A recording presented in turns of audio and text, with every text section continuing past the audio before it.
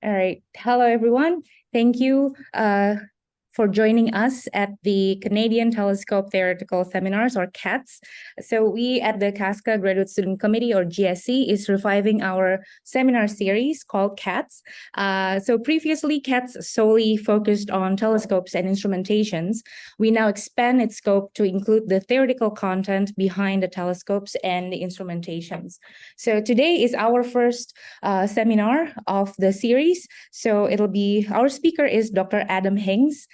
He is an assistant professor and holds the Sutton Family Chair in Science, Christianity, and Cultures at the University of Toronto, with a joint appointment between the Dunlop Department of Astronomy and Astrophysics and the Christianity and Culture program at the St. Michael's College. So Adam is also a Roman Catholic priest in the Jesuits, or the Society of Jesus, an international order of brothers and priests in the Catholic Church, and serves as an associate scholar of the Vatican Observatory. With a background in physics and astronomy, as well as in philosophy and theology, his primary research is observational cosmology, specifically focusing on the cosmic microwave background and radio intensity mapping of the sky. Additionally, he also contributes to the study of the relationship between physical science, philosophy, and theology. So Adam, go ahead. Thank you so much for being our speakers in the series.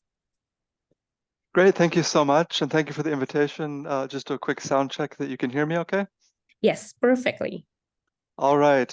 Yeah, so thank you for this invitation. As you might know, this is the first of a two-part series on the Simons Observatory. I'm going to be talking about the observatory itself, the experiment, the way it's built, why we've built it that way.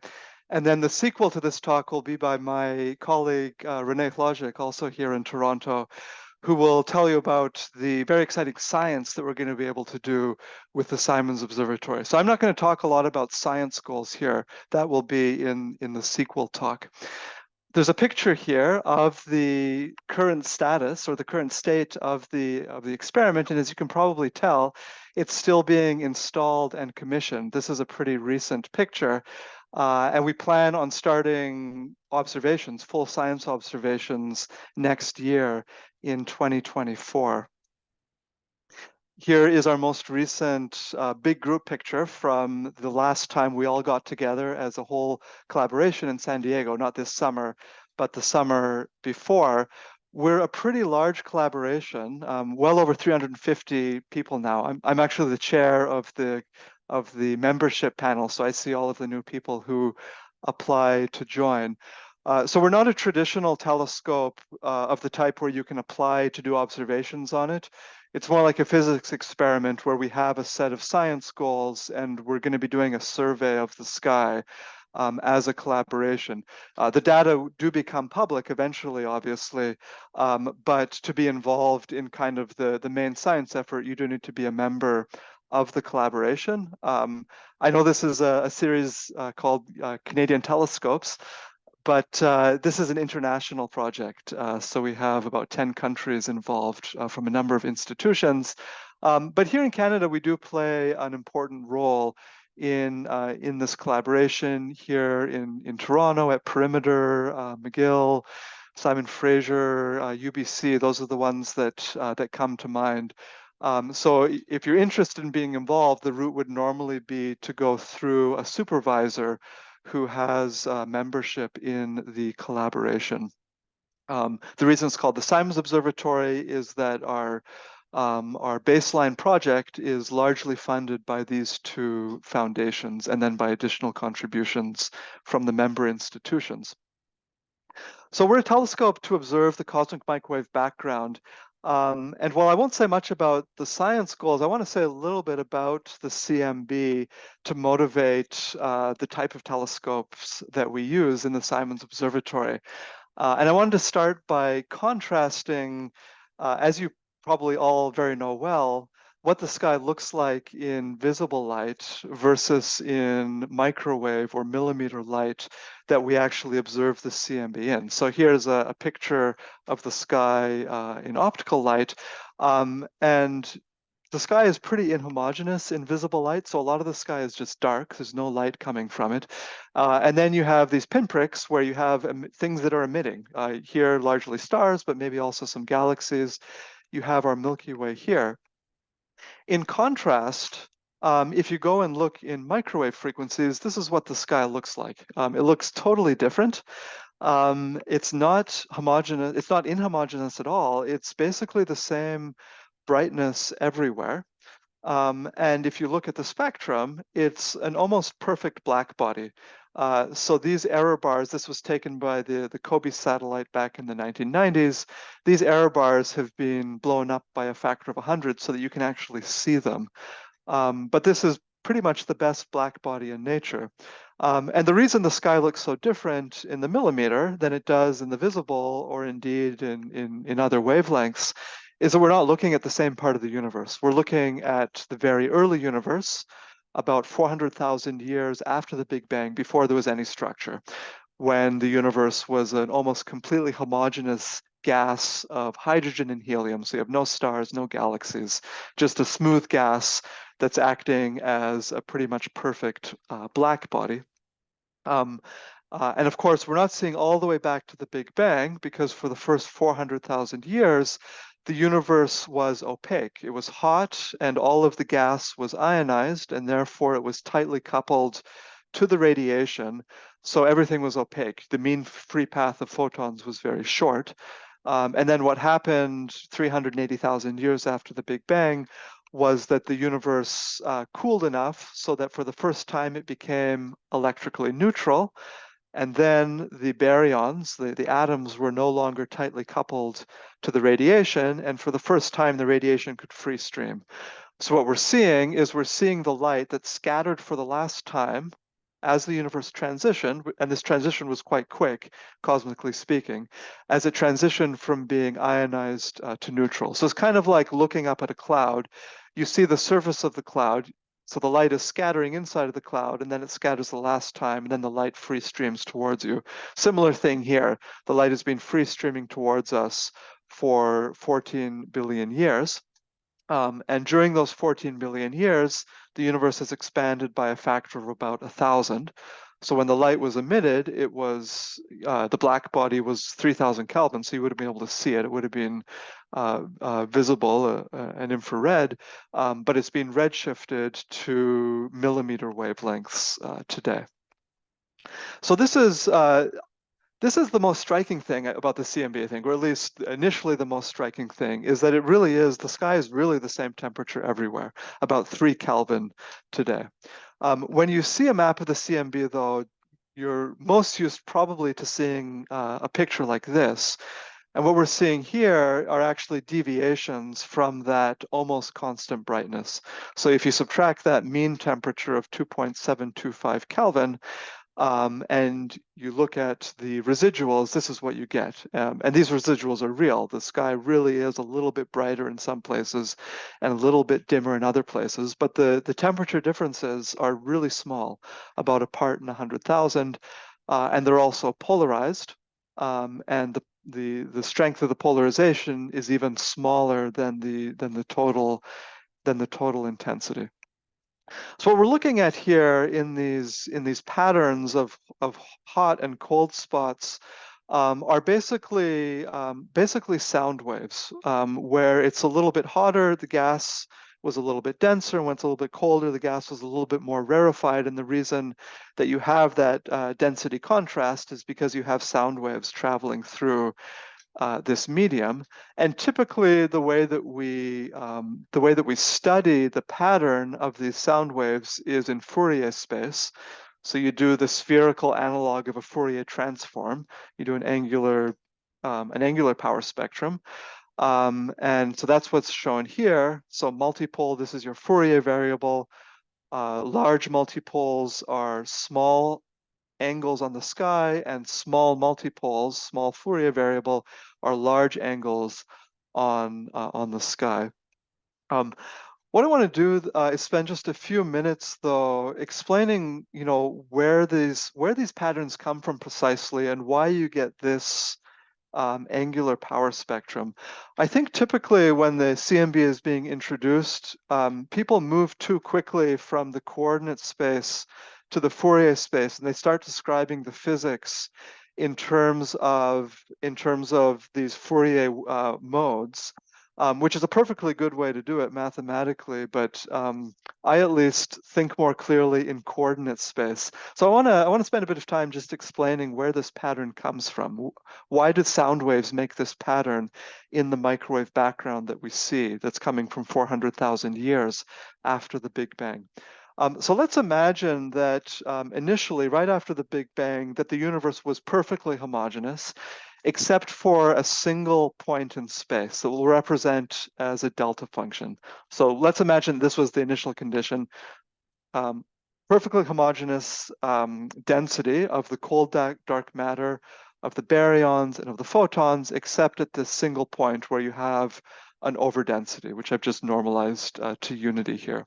And we're going to watch as the universe progresses how this sound wave evolves.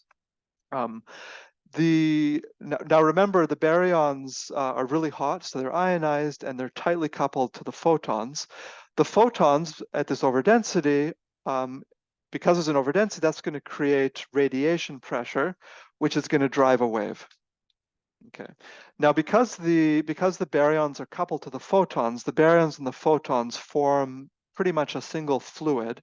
And so the baryons get pulled along with the photons due to this photon pressure as this wave is traveling out. And here's kind of a 2D slice of the same data here. So you should imagine this, this kind of sphere growing as the sound wave propagates. And the speed of sound is very fast in this fluid. It's a significant fraction of the speed of light. So as the universe, as the time ticks up, the sound wave just gets bigger and bigger and bigger. The dark matter, because it's not electromagnetically coupled, doesn't get dragged along as fast, but it is gravitationally attracted. So it does, it does kind of follow slowly behind this very fast expanding wavefront. So that happens for the first 400,000 years. And then 400,000 years later is when the baryons become neutral, and then they decouple from the photons, and the photons free stream away. And these are the photons that we see in the CMB. So we see them after they decouple from the baryons.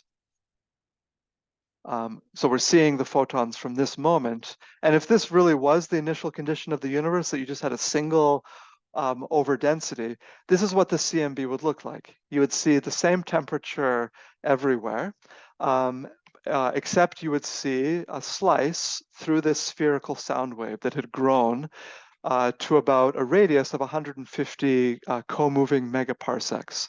And what sets the size of this wave is just the distance that sound can travel in the age of the universe, up to 400,000 years. That's what sets the size of the sound wave, of the shell that the sound makes.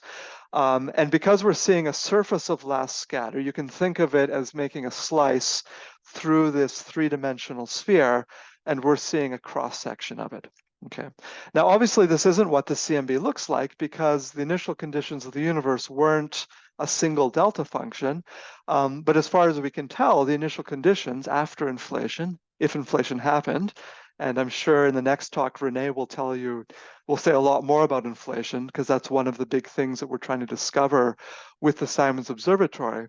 But as far as we can tell, the initial conditions of the universe were random and Gaussian, so that the density at a given point in space was a random Gaussian variable. So what you can imagine is that every point in space is sourcing its own sound wave, just with a different amplitude. But because sound has the same speed throughout the universe, all of these waves, start as delta functions and then are all growing at the same speed. And at the time of recombination, they've all grown to the same size. They've all got a radius of about 150 co-moving megaparsecs. Now they're located randomly in 3D space, and we're seeing a 2D surface.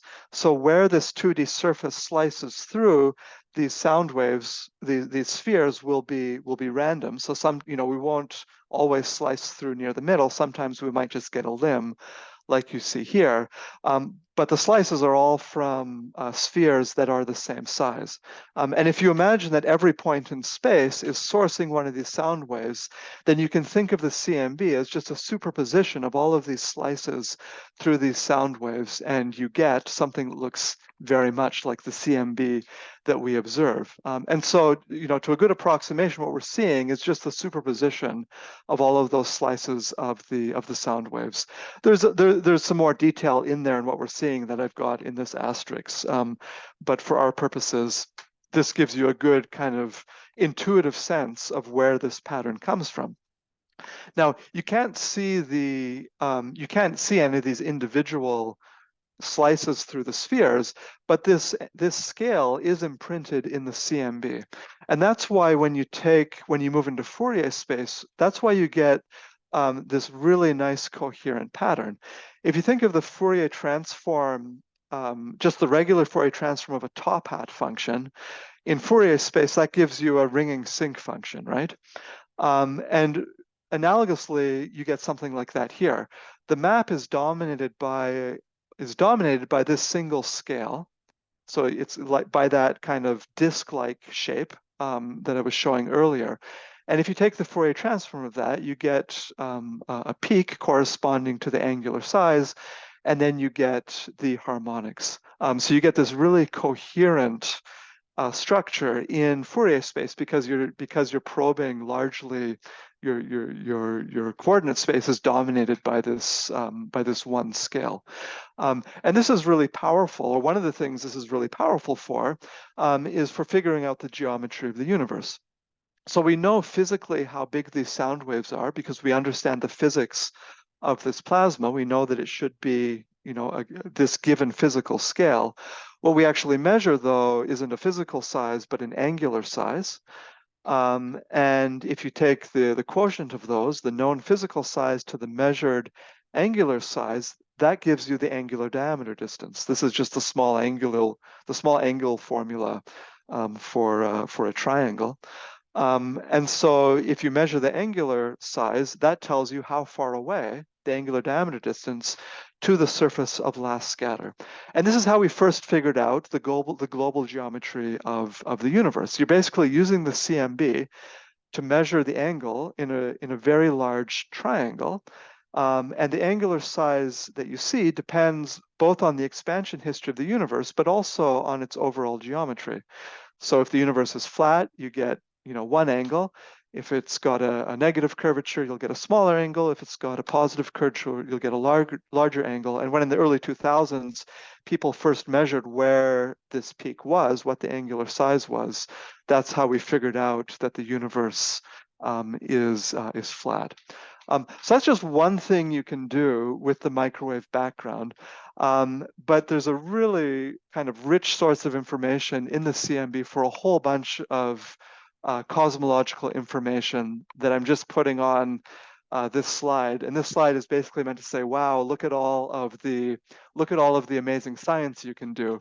But I'm not going to dwell on any of this now. I'm going to leave that for Renee when she talks about the science that we can do with the Simons Observatory. These power spectra, this is the temperature, this is the so-called E mode polarization, and I'll say a little bit more about E and B modes later. And this is the total intensity across the E modes here. These are measured by the Planck satellite. What I've got in red here are parameters that we can measure significantly better or even discover for the first time with an instrument like the Simons Observatory. For instance, if there was inflation, we might be able to measure the B modes of polarization that gave us inflation for the first time with Simons. We hope to be able to measure the total mass of the three neutrino species with Simons, for instance, and a whole bunch of other stuff. Okay, so that was a really long introduction to hopefully give you a sense of where the CMB comes from and just a brief foretaste of all the science we can do. So here's the outline for the rest of the talk.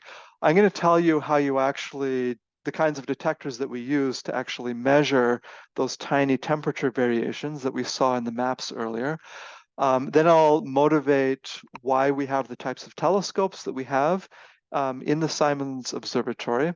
I'll bring out some of our dirty laundry and explain some of the foregrounds that can contaminate our signal, and then tell you how we're planning on dealing with that.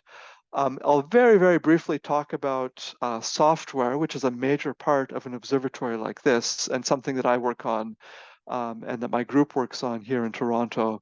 And then I'll close with some glamour shots. So let's start with the detectors. The fundamental measurement that we want to make in a CMB experiment is temperature differences. We want to measure these temperature anisotropies, the variations around the mean CMB temperature. They're very small and they're polarized. So we want detectors that can do that. We don't use CCDs in millimeter astronomy. We use rather bolometers, which are basically detectors that measure temperature changes, little thermometers essentially. So your radiation is incident and it hits an absorber and it heats the absorber up, and you want your detector to measure the change in temperature of the absorber as you have more or less CMB radiation hitting the detector. Now, if you just had like a bare absorber like this, it would just keep heating up as it got exposed to more radiation. So what you want to do is you want to connect it to a large mass that's more or less at a constant temperature. And we call this the bath. And you want this thermal bath to be really cold because you're trying to measure very, very small temperature changes. So for SO, we cool our bath down to about 100 millikelvin. And I'll say a little bit more about the cryostat later. You also don't want the link between the absorber and the bath to be too strong. You want there to be some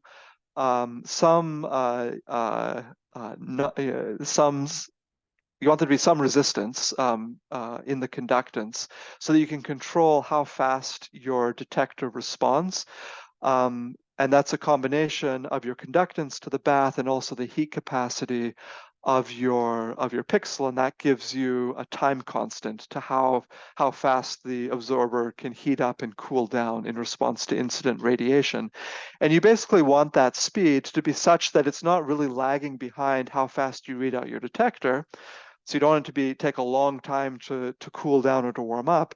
But you also don't want it to be too fast because you want your detector to be able to actually measure a change in radiation before the absorber equilibrates with the bath temperature. So you can tune the materials and the geometry to get the right time constant you want for your bolometer. Okay, so how do you actually measure those temperature changes though? Well, most materials have temperature-dependent resistances. So one thing you might want to do is, say, put a voltage across your detector and then measure how the current changes. And because the current would change according to Ohm's law, and if your resistance is a function of temperature, then as the temperature changes, your resistance will change. That will change the current, and then you can back out the temperature. So that's roughly speaking what you want to do. Now, to measure very, very small temperature changes, we use superconductors. And a superconductor is great because right on the superconducting transition, the temperature changes a lot in response to a small change in temperature. So you have very small temperature changes will give you a large response on your detector.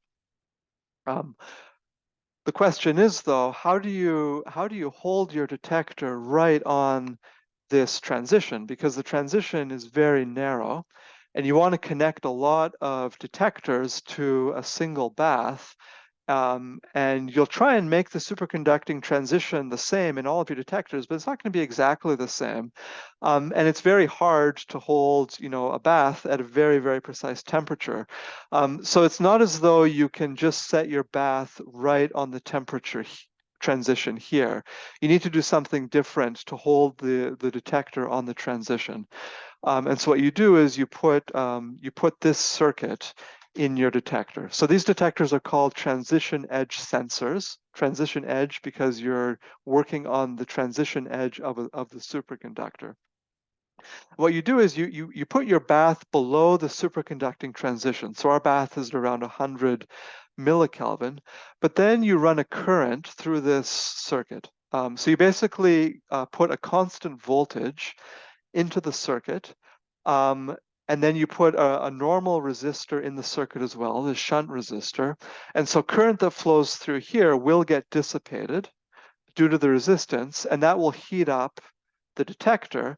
And what you can do is you can control what the voltage is here. And so you put in just the right amount of voltage so that the amount that it heats up brings it right onto the transition. So you can tune your detector so that it sits on the transition here. This symbol here represents the superconducting element of your detector. And then the really nice thing about this detector is that it's stable. It has this so-called negative electrothermal feedback. And the way that this works is that if you're looking at a brighter part of the sky, that will give you more incident radiation. If you have more loading from the sky, if you're looking at a hotter part of the sky, that will heat up your bolometer. That will move you in this direction. That will increase the resistance of the TES superconductor. When you increase the resistance by Ohm's law, that will decrease the amount of current flowing through the circuit. And when you decrease the amount of current, that will cause it to cool down because now you're dissipating less current, and that will kind of stabilize the detector. And the analogous things happens if you have a decrease in incident ratio. That will decrease the resistance, increase the current, warm the bolometer up a little bit, and so you have this nice negative feedback that will keep you on the transition. And if you monitor the current, as the current changes in response to the changing resistance, in response to the changing loading, you can measure the changing brightness of the sky.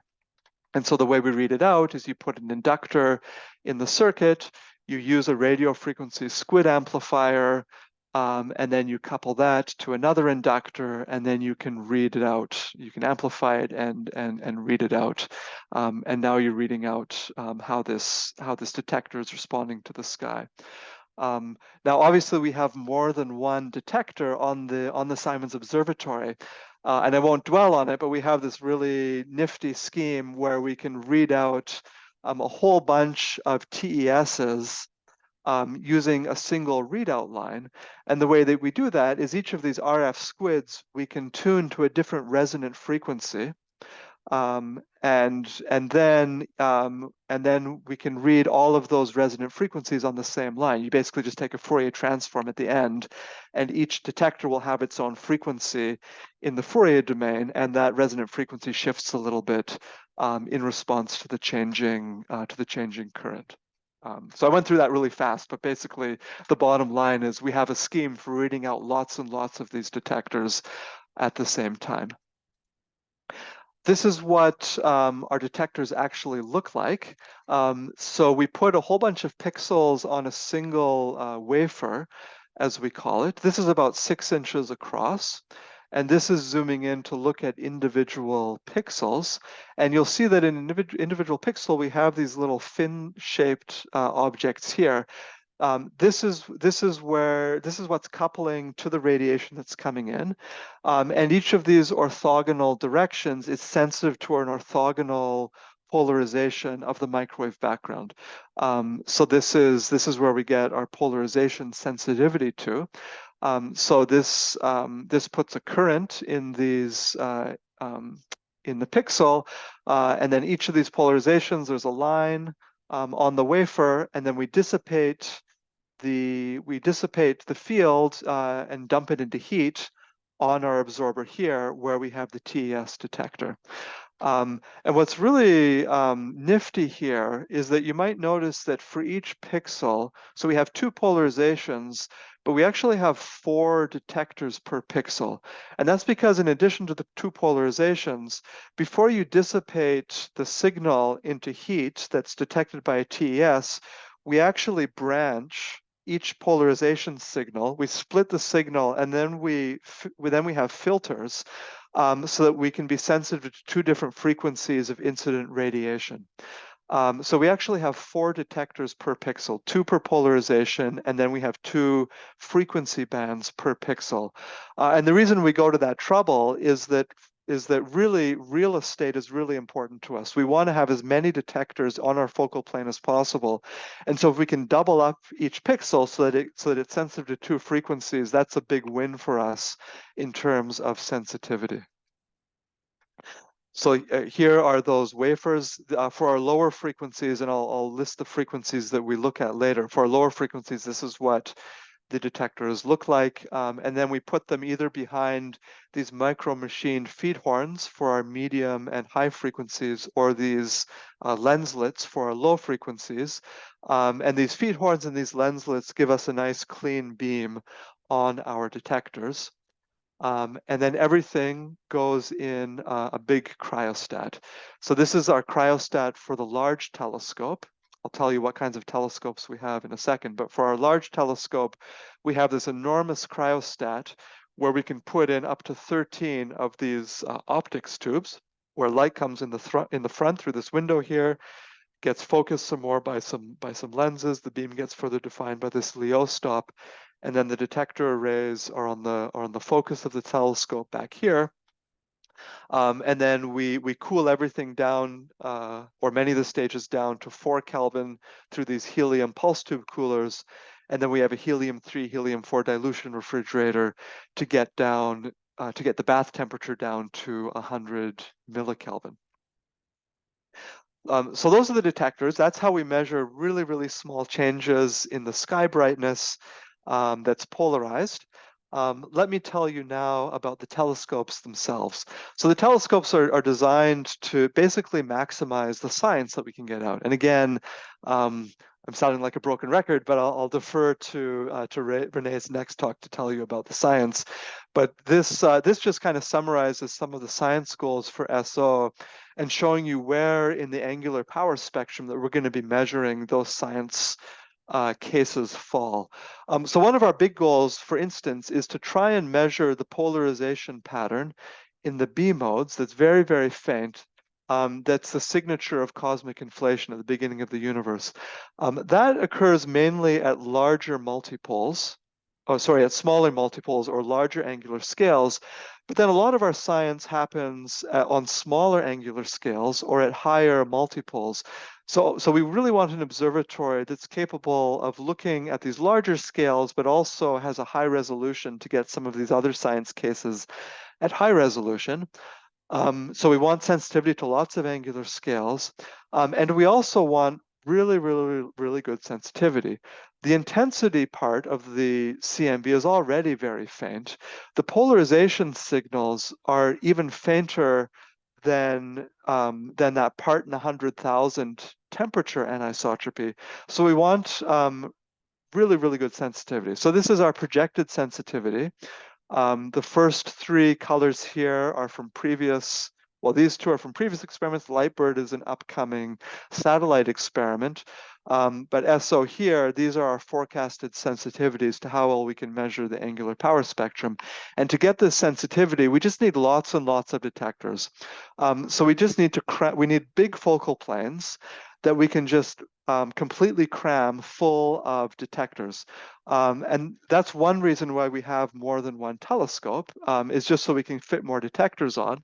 And then because for the B modes for inflation, we don't need large angular scales, we can build lots of small telescopes that can give us lots of sensitivity to the polarization, and then we can have a large telescope to give us the high resolution for these other science cases. So we're going to start with 4 telescopes, with our large aperture telescope here that has a 6-meter primary. It's got this so-called cross-Dragoni optical design that gives you this nice compact optics that also allows you to have a really big focal plane where you have a good Strehl ratio over the whole focal plane, and it literally is really big. And then we have 3 of these so-called small aperture telescopes that are good for looking at the polarization.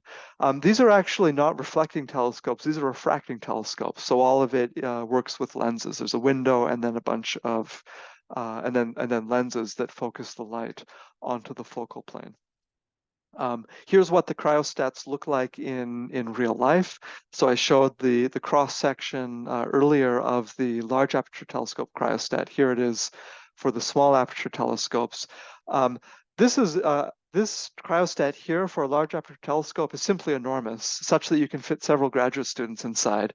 Obviously, we remove the human beings before we cool down the cryostat, because also it's completely full of lenses and refrigeration and detectors and so on. These are the 6 frequencies that we're going to observe on with the resolution and our kind of baseline and goal sensitivity for each of these frequencies. And I'll motivate why we have 6 frequencies in just a second. We're going to observe as much of the sky as we can with the large aperture telescope, so basically the whole sky that we can see from our latitude in the north of Chile. And then to get high sensitivity with the small aperture telescope, it makes more sense to choose a smaller sky area and then just drill down on it. So we have kind of two observing strategies that are complementary. So this is what we're building right now. Installation is underway.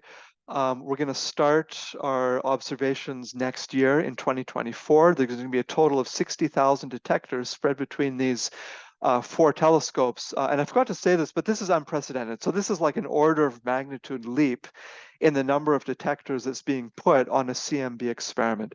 So for example, the Atacama Cosmology Telescope that was in the same location that SO is going to be in had 3,000 detectors. And now we're increasing by 20 times that amount, and that's what's driving the improvement in sensitivity. What's more is that we've secured funding and collaborators to actually double the sensitivity after a few years. So we've got partnership in Japan and in the United Kingdom, and we just got a large grant from the NSF in the United States to basically double the number of detectors in the large aperture telescope.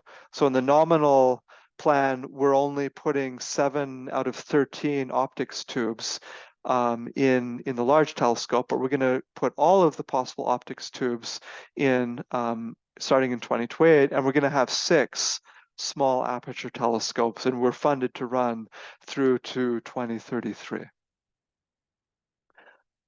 All right, so those are the telescopes and the detectors.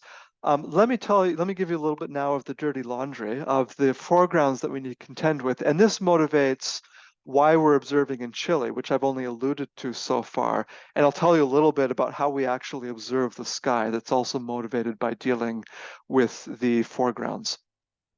Okay. So I'm going to show you some simulated maps of the microwave background that show you the foregrounds we're dealing with. And these simulations were made by a colleague of mine, Sigurd. And I'm going to show you the total intensity, which we call the temperature of the microwave background, as well as the polarization. So what we actually measure with a telescope are the Stokes parameters. I don't know if you noticed, but remember the detectors kind of had these orthogonal little antennas, but detectors kind of alternate between being oriented kind of up and down and being oriented at 45 degrees. And so that gives you your Q and your U Stokes parameters. But typically we do a combination of the Q and the U Stokes parameters to look at a pure divergence mode of the polarization, which we call the E modes in analogy to electrodynamics. And then a pure curl mode, which we call the B modes. So you can do a combination of the Q and U to get E and B. And scientifically, these are what we're interested in because inflation can only cause B modes in the early universe. And so in this simulation, it's assuming that inflation did happen. And this is what the B mode pattern would look like. So this is what our maps would look like if we were able to perfectly measure the surface of last scatter that emitted 400,000 years after the Big Bang.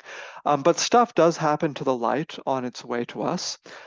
So first of all, it goes through the rest of the universe. It goes through, 14 billion years of cosmic history. One thing that does is it causes gravitational lensing, which slightly kind of morphs the signal. And one big effect it has in the polarization is that because it is kind of morphing the signal, it converts some of the divergence pattern into curl pattern. I forgot to mention the color bars. Notice how the dynamic range is getting smaller. So the B modes I'm showing here is just plus or minus 1 microkelvin. So this contaminates the B modes. So in order to measure the primordial B modes, you need to be able to contend with the E modes that get rotated into the B modes by the gravitational lensing. The other thing that happens is that you get emission by point sources, by clusters of galaxies, by dusty galaxies and radio galaxies. Then you come through the Milky Way galaxy. You get a little bit of Faraday rotation, which you can't really see. It's a small effect. The much bigger effect is emission within our own galaxy, both synchrotron and dust emission. And again, because of the color ball scale, you really see it most in this B mode map. And this is a real headache if you're trying to measure the B modes, because when I flip back and forth, it's introducing signal that kind of spatially is on similar scales to the primordial B modes that you're trying to measure. So that's another foreground we have to contend with. Then we come into our own atmosphere, and water vapor emits very efficiently in millimeter wavelengths. And you can see it produces this huge contamination, especially in the total intensity of the map on these large scales. Thankfully, the atmosphere isn't very polarized, but if you look closely, you will see there is also a small effect. There is some polarization, contamination from the atmosphere as well. And then finally, you enter into the telescope optics. If you don't know your polarization alignment of your detectors, that can introduce an error, this is an exaggerated example here, where you're misaligned by a degree. With SO, we'll be able to align much more precisely than this, but this just shows you what it does to the data. And then you might have side lobes in the beam of the telescope. This is for the Atacama Cosmology Telescope, this graphic, so not necessarily the kind of side lobes we'd get with SO, but that's another potential effect. And then instrumental noise. And so you have all of these effects. So this is what you get. That's all put on top of the initial signal that you're trying to observe. And then finally, and there are a couple people on this call who know a lot about detector glitches, but you also get random things happening to your detectors that will cause these other artifacts in your maps. So what we want to be able to do in particular is we want to be able to distinguish the emission coming from the Milky Way, that synchrotron and dust emission. You want to be able to distinguish that from the primordial signal. And you also want to be able to somehow deal with the emission from the atmosphere. Some of this other stuff you're actually interested in. You are actually interested in these point sources. That's astrophysically interesting. You're interested in the gravitational lensing because that also tells you about large-scale structure, and I'm pretty sure Renee will tell you something about that. But you do want to get rid of these contaminants. So to get rid of the galactic contamination, that's why we have multiple frequencies. Thankfully, both the synchrotron contamination from our own galaxy and the thermal emission from dust in the galaxy do have pretty different spectra than the CMB. These are the frequencies that the Planck satellite observed at. These are our frequencies with SO, but basically we have these low frequencies to help us get the synchrotron emission. We have these high frequencies so that we can measure the dust emission, and then these frequencies that are around where the CMB is. And with all of these frequencies, we can separate out what's coming from the galaxy from what's coming from the CMB itself. That doesn't mean that it's easy. It's still tricky, but you can do that if you have all of this frequency coverage. Then the other source of contamination we need to deal with is the water vapor in the atmosphere. We measure the amount of water vapor in the atmosphere with this variable called PWV, precipitable water vapor. PWV is basically, if you take all of the water vapor in a column above you, and you turned all of that into rain, how many millimeters of rain would that be? And you can see in many places in the world, the PWV will be, not millimeters, but many centimeters. We want to go where the PWV is as small as possible. And there are basically two places where we go to do this with the CMB. The South Pole, which has really, really low PWV. And then the Atacama Desert in Chile also has really low PWV, both because it's got high altitude, so you're looking through less air, and because it's one of the driest deserts in the world, so the air is very dry. Now you do see clouds in this picture, but this isn't necessarily typical. Usually you have very little PWV, as is shown in these histograms, showing kind of the distribution of PWV measured at our site. And you can see that typically we have, around a millimeter, and often a lot less than a millimeter of water vapor in the atmosphere. So that's why we're in northern Chile, because of the lack of water vapor in the atmosphere. It's still a problem though. So what's shown here is the sky brightness caused by the atmosphere. So this is in Kelvin as a function of frequency. And you can see that there are some frequencies where the sky is just overwhelmed by emission lines. So this is oxygen emission. This is a water emission line. But then so one of the reasons we choose the frequencies we do, so we choose 100 gigahertz because it's between these two lines, and 150 is between these two lines, and so on. But then you'll notice even between these lines, you still have brightness. And that's because you have water lines at higher frequencies that are completely saturated, and the wings extend all the way down to these lower frequencies. So the drier it is, the drier the air is, the less of these wings you see. And so having the PWV less than a millimeter really helps you out in terms of this contamination.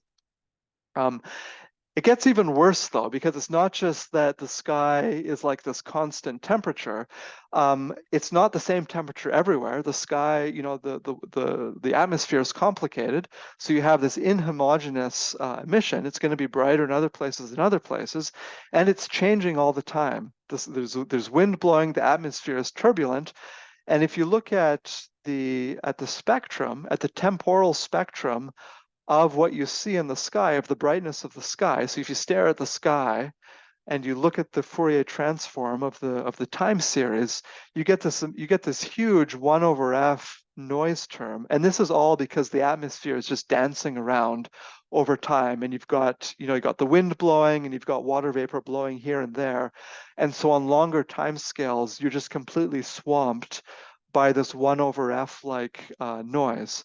And if your CMB signal, if you're observing it over large time scales, it's just going to get completely lost in this 1/f noise.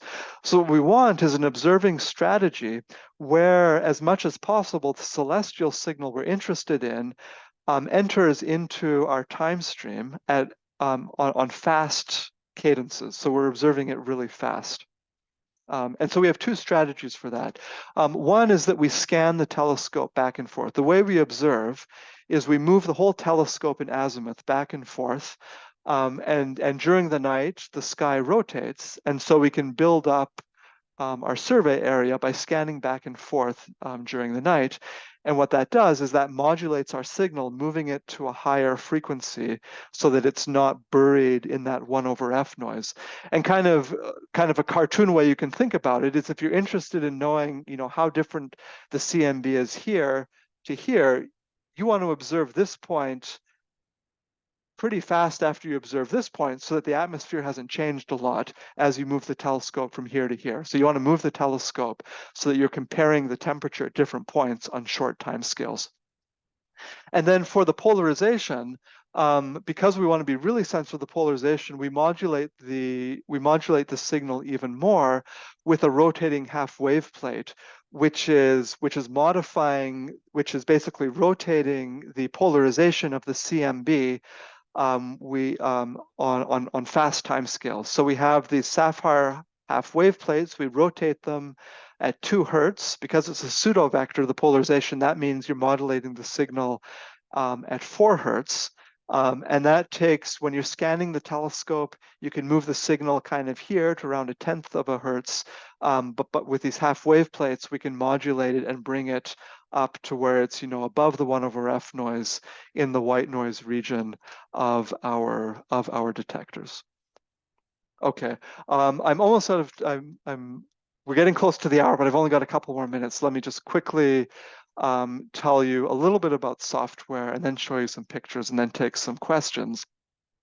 I showed you earlier, our raw data product are these time streams. As we scan over the sky, we're recording, each detector is recording the temperature of the sky it sees. And then we need to take these time streams and convert them back into a 2D map of the sky. And that's essentially a huge linear algebra problem.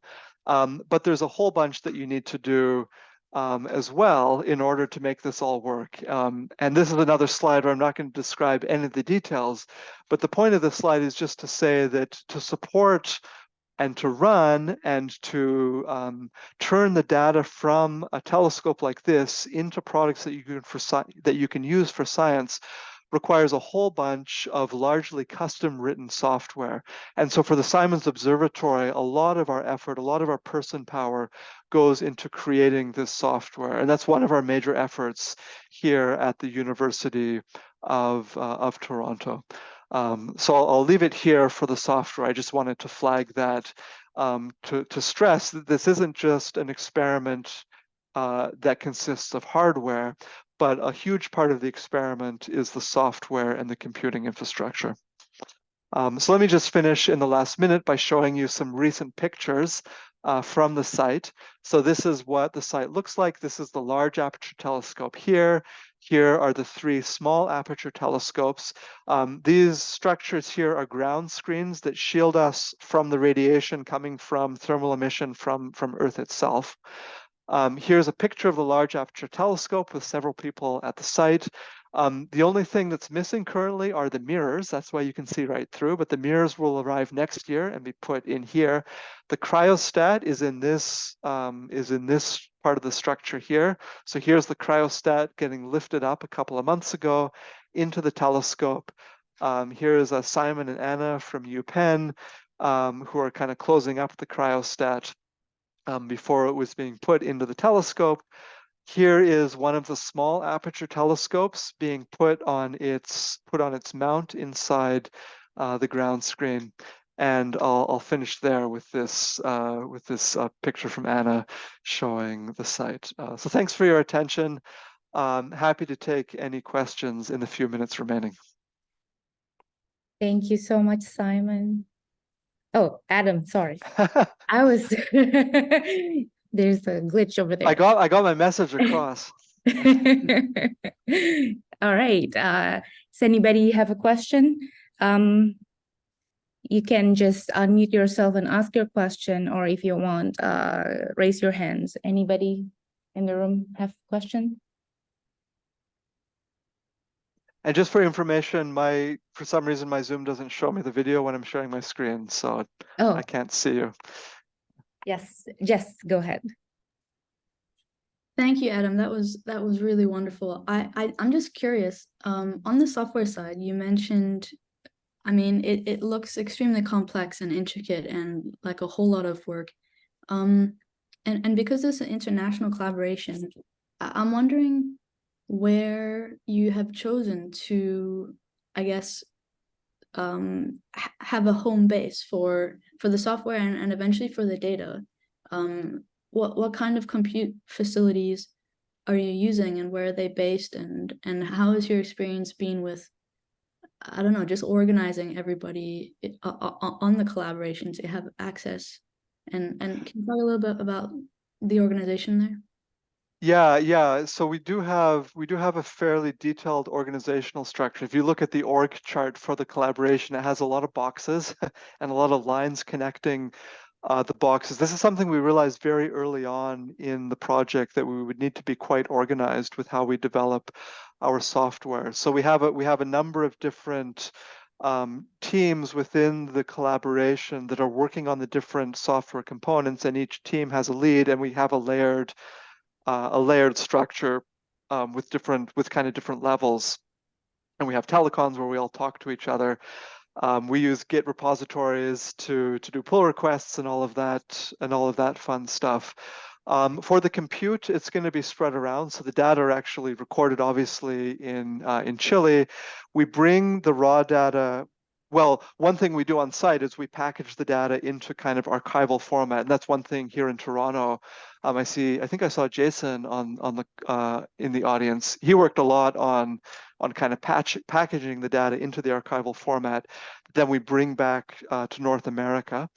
We have a couple of data centers where we'll be doing the actual processing, including here in Canada. We use the Digital Alliance, which has compute centers across Canada. Some of the analysis will be done here in Canada, but also at NERSC in California. At Princeton, we have some compute. SOUK is going to have a compute center as well.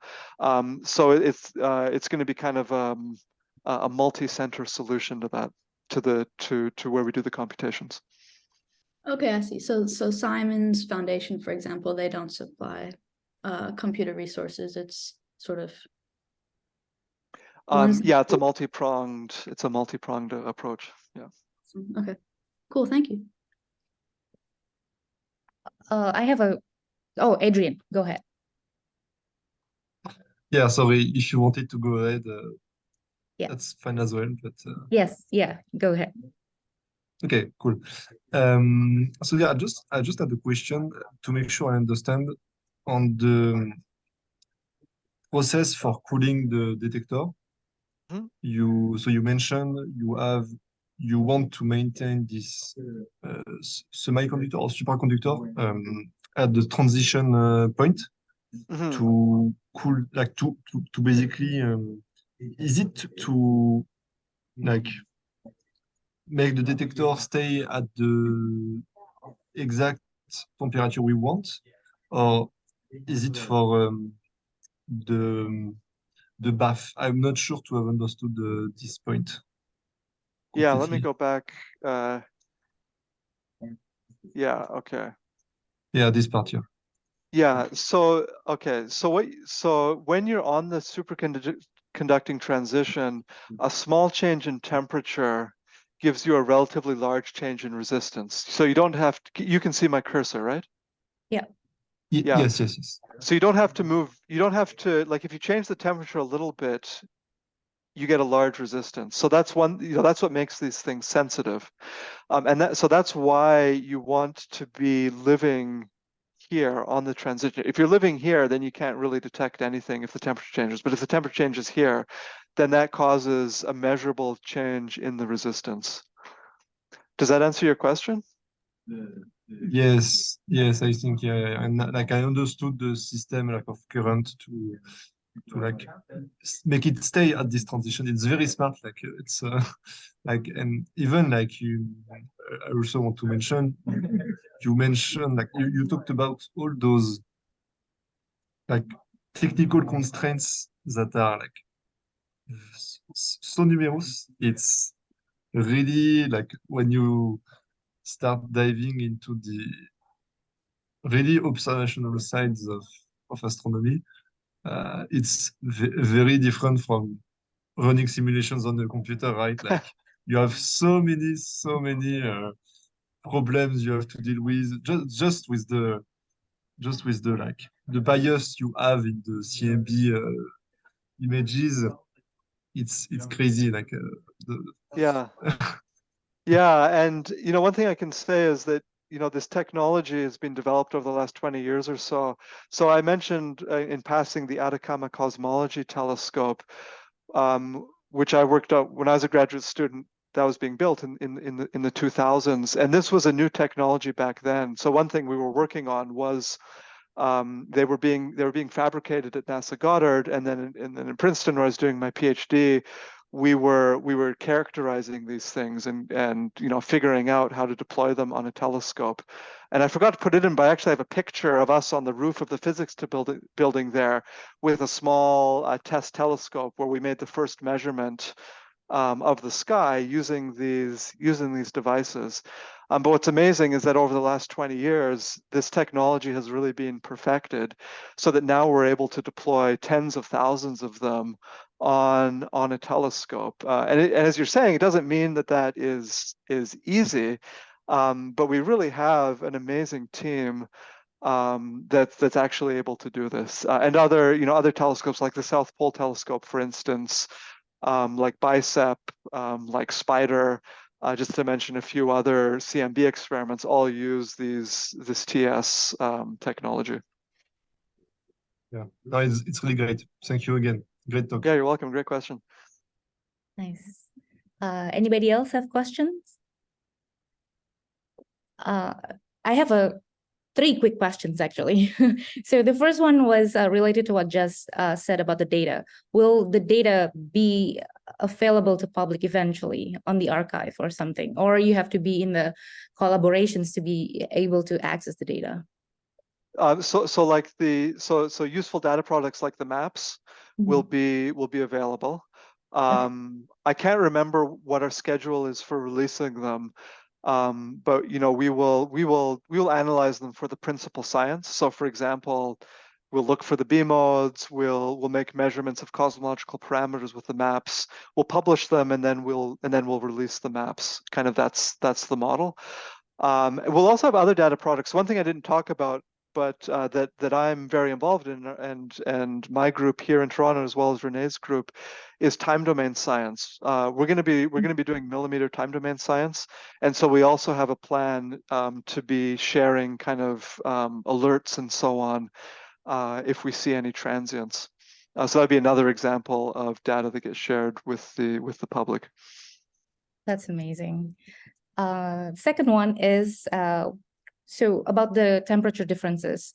What is the current detector capabilities out there, and how these instrument detectors at Simons will, how different is that with the current capabilities? Yeah, I just stopped sharing so I can more quickly go forward to Yes. to the right slide I want, because my slides weren't advancing as fast. I think the best plot, let me get a plot. Yeah, let me bring up this plot. And then share my screen again.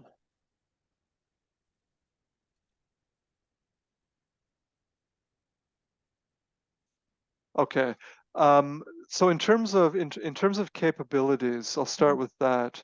So this is showing the angular power spectrum, and the orange one is from the Planck satellite, which observed in the 2010s and has given us kind of the state-of-the-art full sky measurement of the CMB. Obviously, we're not going to do full sky because we're a ground-based experiment, but you can see. So Planck did a very good job on the temperatures out to multiples of close to 2500. Then it hits its resolution limit. Planck was a space-based telescope, so it can't get high resolution, and you can see that the error bars are starting to grow here. So in terms of temperature, down here, we're not going to be getting a lot more science. Where we're getting a lot of science is at the higher resolutions, where we can make really exquisite, you can't even see the error bars out to these high multipoles. And then also our polarization is more sensitive, so you can start seeing that even here, and then going out to high multipoles. And then with the B modes, we'll be going down to where Planck, couldn't go, and that's kind of the point.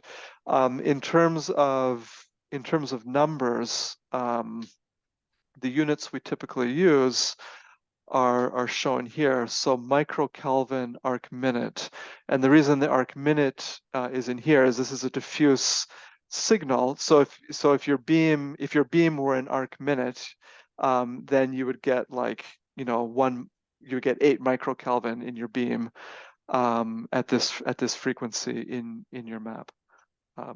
Does that answer your question about sensitivity? Yes, perfect. Thank you so much. The last one. So I think I missed it. When is the first light, or when Simon's observatory expecting to do the first light? So next year is when we're going to start. We are deploying. We have deployed one of the small aperture telescopes, and we're kind of commissioning it now. But we're going to start. We're going to have like first science light. You know, first kind of science observations next year in 2024. Yeah, so it's a really exciting time for the Simons Observatory. And, you know, as I mentioned before, we're funded all the way to observe to 2033. So in my opinion, this is going to be like the CMB experiment over the next decade. We're going to have the most sensitive, wide area CMB maps that are going to be available to the community. So I'm really excited because this is really going to be driving, I think, a lot of cosmology that's going to be happening in the 2020s and the early 2030s. CMB S4 is a larger scale experiment that's going to be both in Chile and at the South Pole. And there's planning underway for that. But CMB S4 at the earliest will come online at the end of this decade, to give you a sense of time. And then the Lightbird satellite, kind of similar time scale. So, you know, over the next few years, the South Pole telescope is still running and observing, and it's got a lot of detectors, and it's a really good instrument. So the South Pole telescope will also be on kind of larger server areas, will also be providing really nice data too over the next few years. But we're kind of larger in scale. I see. Awesome. All right. Thank you so much, Adam, for the talk. It was very interesting. We are very excited. All right, I'll stop the recording now.